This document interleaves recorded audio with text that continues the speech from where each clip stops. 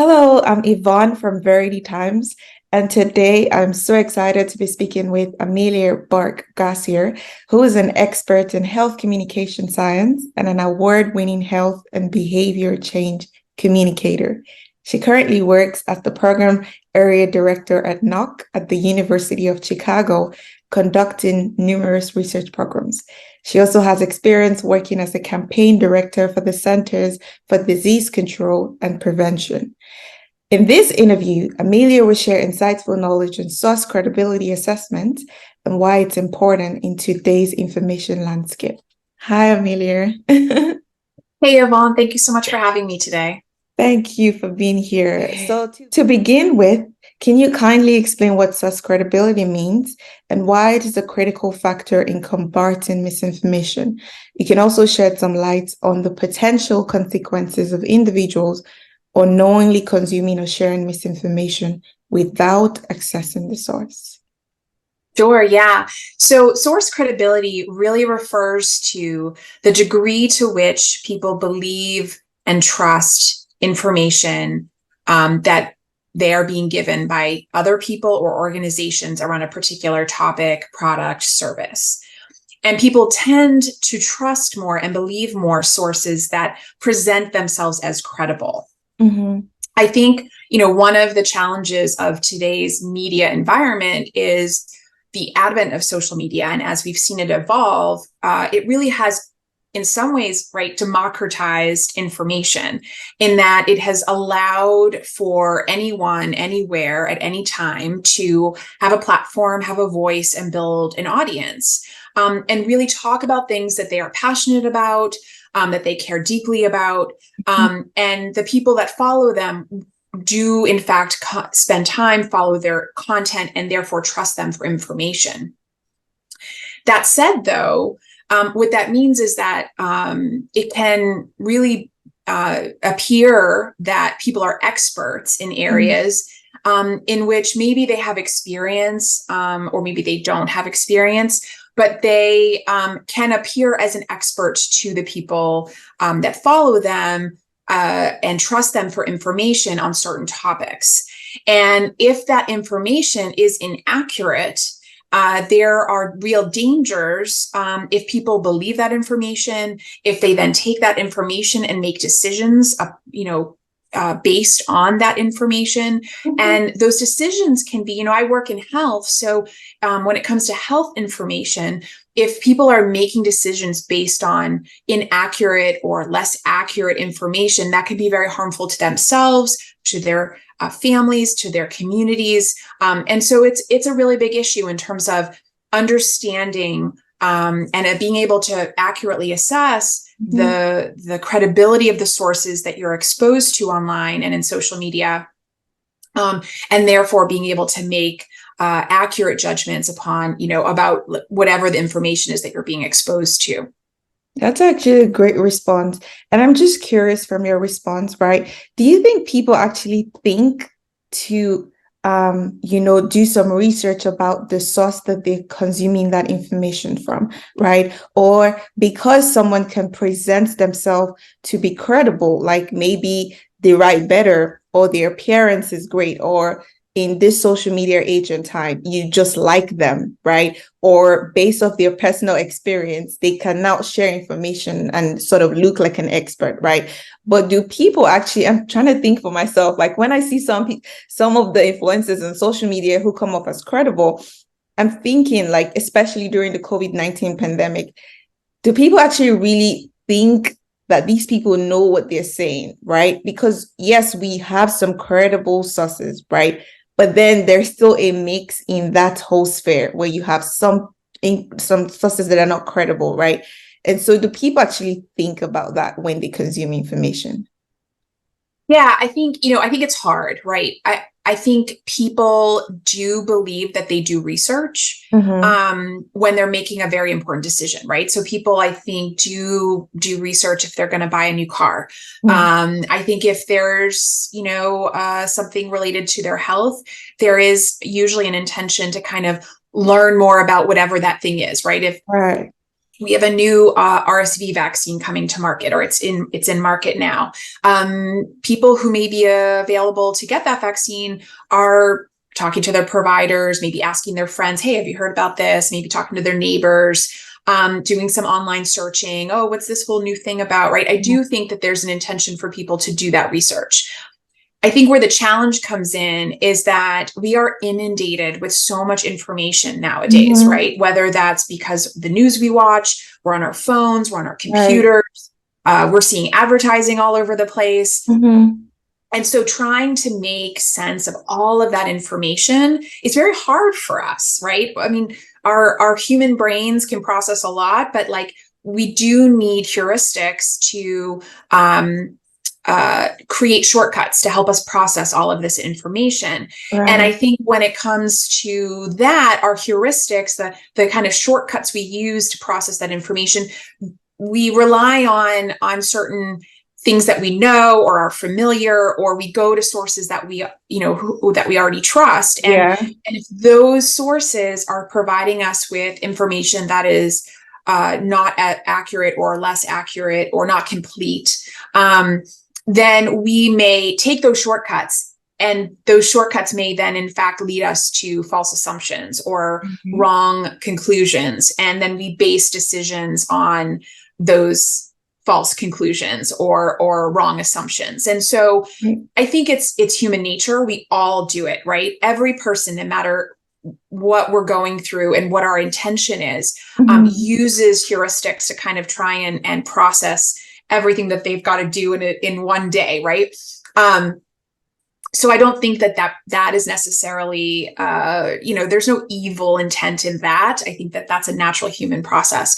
I do think that though it can lead us, depending on how we sort of what actual shortcuts we do take, and where those shortcuts are based originally, right? So in our knowledge or beliefs, are who we trust, who we go to for information, they can lead us down a path that could be potentially harmful for us. That's right. That's right. That was such a very detailed explanation. Thank you.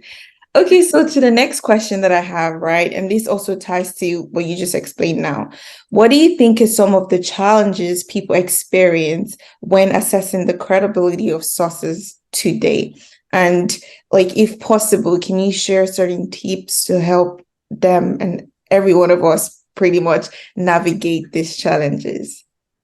Yeah, so I think that, I kind of referenced some of the challenges, right? So just the overwhelming amount of information, people are exposed to all of the different voices and perspectives that are being shared online. There's sort of an endless amount of information access that you can have if you want it. Right. I think part of the challenge as it relates to source credibility is really about how that information is presented, right? So, you see certain types of tactics used when sharing false information. You can see people frame their messages with personal anecdotes or narrative storytelling. And those are often used to seed doubt amongst people. So people may be concerned about something, and then if they hear a personal story that causes them concern, that will fuel some concerns or doubts that may already exist there. You also see the act of blitzing, right? Which is sort of this like harassment tactic where somebody could @message somebody many, many, many times in response to something that they've posted or just out of the blue.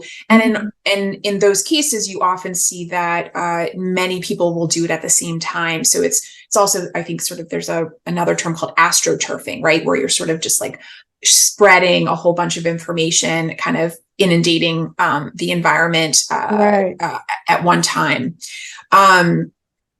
And you also see the use of symbols, right? So again, we trust sources that present themselves as credible, and credibility comes in the form of, you might see the use of a white doctor's coat or a stethoscope, or the use of acronyms to refer to organizations or partners. Mhm. You also may see linking out to websites that the fit and finish of those websites looks very nice and professional. And so Right. the appearance of those things, the use of those kinds of symbols often will also help people feel like, oh, this has to be a professional and credible, Mhm. therefore credible source.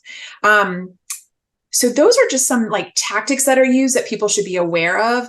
I think some of the things that people can do as they're kind of fact checking the information that they themselves are exposed to Right. is, consider who's posting it. Check out the profile of who's, sending that tweet or post or video. Look at the links and look at what's the the ending of the URL, right? Is it a .com? Is it a .org? Is Very it some important. other like .net or something like that, where you might have some concerns around like who's behind that website? Google, like independently Google search the information and see what else comes up about that topic or about that person or organization. You may find that you can kind of triangulate what they're saying, or Mm. you might find other opinions, and that may lead you to sort of ask if this is actually a credible source. So I think that those are some of the sort of individual kind of steps that people can take to kind of verify what people are seeing online. Right. That's actually true. And that's this thing where I think it's called the illusory effect, where you kind of touched on it, where so you see your timeline or the internet is flooded with this same information. And even though it is wrong, you sort of start to think it is right because all of these different sources have this same information, right? And Yeah. so and because we're so inundated with information, it's very important to just go beyond the first two links that you see on Google or the first like page sort of that you see. It's important to actually go to the fact checking sites themselves, like Reuters, and like there's the whole international fact checking network that has a whole lot. I think there are over 113 fact checking sites that people can actually go to check if this information that they see is correct or Right. it's fabricated. And it's just important to note, right? Like those are great resources for people. But you just said that in your statement that the challenge, right, which is the fact checking network has Yeah. 113 sites. So it is very hard for somebody as just an individual trying to make some decisions about some particular topic to have the time and the sort of ability to go through and make sure that all of these things that somebody might see online are accurate, factual, Mhm. and therefore will good data, good information with Right. which to make a decision. Right? It's just hard. It's a very hard process, and I think that that's why we see so much confusion. I mean, there's a lot of data out there around Mhm. just how hard it is for people to navigate everything they see online and really understand if something is accurate or inaccurate. That's right. That's actually very true. And your previous response already ties to the next question I was going to ask about, like some of the red flags, right? So you talked about, oh, is it .org? Is it .net? Is it .com? Like those things are very important. You might not necessarily know or just think about it. Sometimes the website is not even registered, right? Those things are like these very tiny things actually truly matter, right? Or even when you go to a site and you see that the use of words are wrong, right? Like they're maybe the spellings, or you have like just issues with GSP or wrong, like everything is just wrong, Yeah. right? Yeah. Those things actually really matter. And those are sort of subtle red flags to look out for, right? But do you think that there's some other red flags that, people can actually look out for when assessing the credibility of sources? Yeah. So a couple other things just to kind of keep in mind. One, it's going to be very hard, and we're going to talk about this, I think, in another question. But like be aware that video can be edited, right? So Mhm. not all video that you see online is the full truth, or is even like it can be just downright false, right? So it can be sort of an intentionally false video where it's created and manipulated to and so certain things are cut out. Just paying attention a little bit to the quality of the video, although again, that technology is allowing for very sophisticated videos to be easily Mhm. created. And but it is something for people to be aware of, is sort of, Right. and that's sort of why, doing some of that independent Google searching and verifying is, I think, really important, is a big important step. And similarly, you see that with like graphics and photos, right? So those can be altered. And in fact, what you can often see is that an old photo will be sort of picked up, something that had been shared, months or years prior, can be sort of picked up and shared and presented as new, right? So given a certain context or something that might be going on in the Mhm. environment in that moment. And so just being aware, maybe doing a Google search and seeing if something is actually older than what it's being presented as, because it can be pulled up from the past and reused in the moment in order to support some other kind of belief or inaccurate statement. Right. Similarly, you see this with memes, right? We all love memes and GIFs online, Mhm. and they're funny, and we all love to share them around. But you Yeah. can sometimes see them repurposed.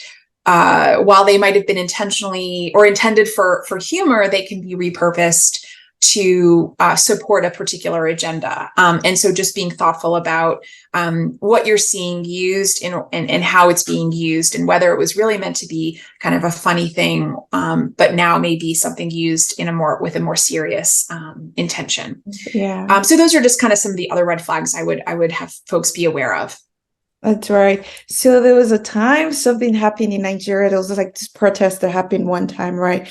And then it was the trending thing at the time.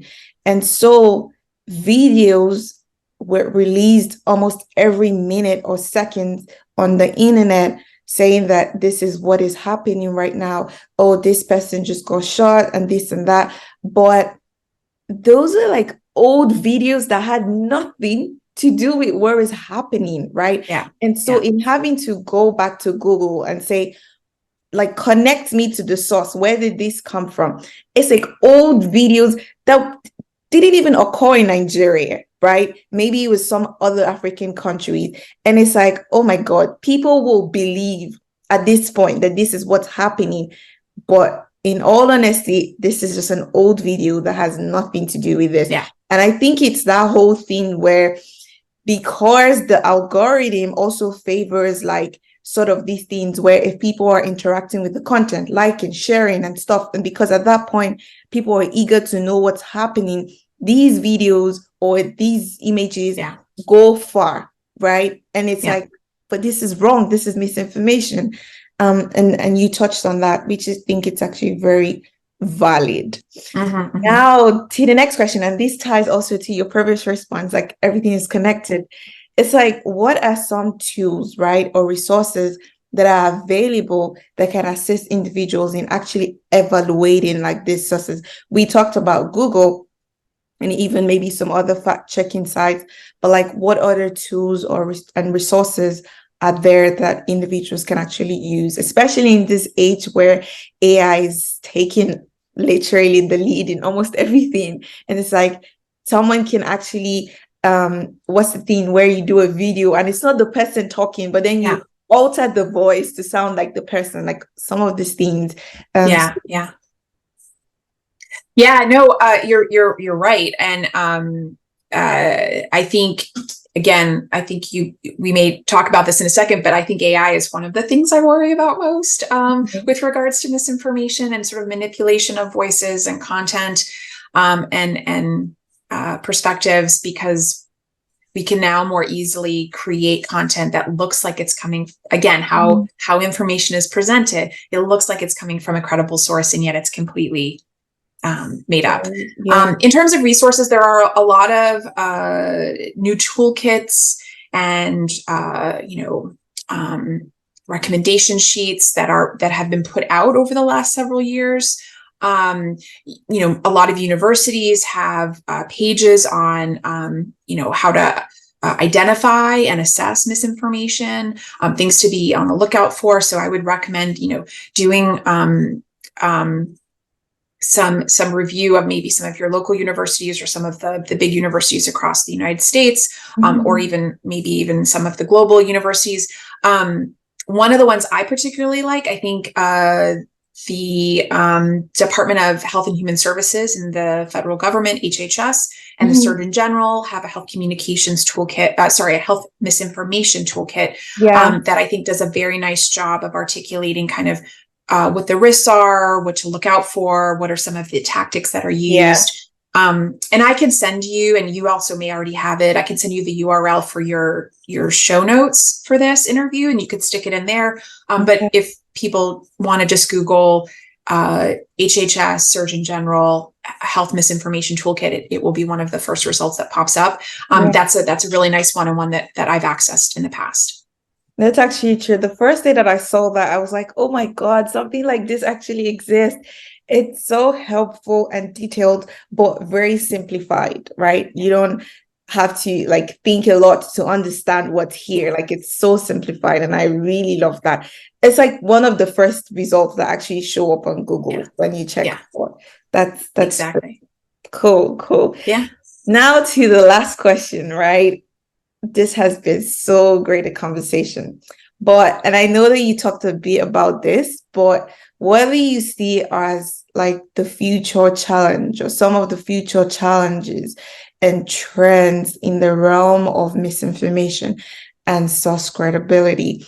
And if possible, you can also tie that to health misinformation, right? Because again, this is a huge problem in today's society.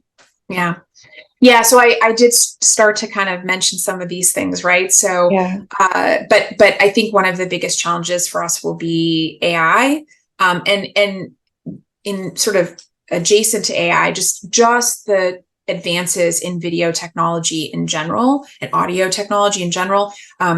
We've made it very easy for people to create their own content, which is great, but it has meant that people can do a lot more manipulation. The technology is more advanced, so it looks, more real, and it looks more professional. And I think that will increasingly challenge people to understand if something that they're seeing is real or fake. In particular, using the word fake here because it can be, a voice can be mapped up to an image and it's completely not that person's voice or not that voice's image, right?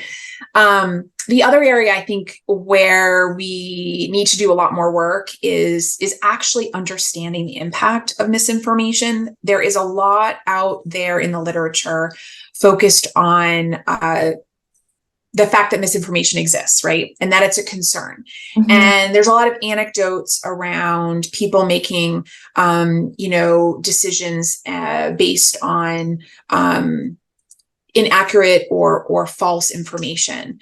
But I think having, looked at the literature quite a bit, even more recently, understanding, having some evidence that of what the behavior and decision making looks like after exposure to misinformation, and what kind of counter messaging or pre-bunking strategies can work. I think we need to do a lot more work in those areas to really better understand how people attend to inaccurate information, but then also what are the strategies that can be helpful in addressing some of that, the misinformation or the inaccurate information that is out there. So, the AI piece is concerning, and there's that's a big conversation with a lot of voices and players that need to weigh in on that. And then I think also the research agenda around this area,